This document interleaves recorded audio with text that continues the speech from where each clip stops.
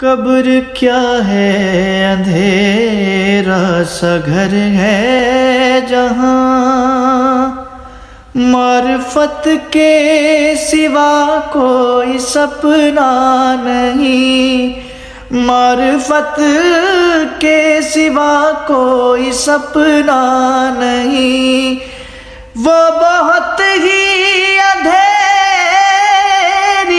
जगह है जहाँ कोई आवर नहीं, कोई सपना नहीं।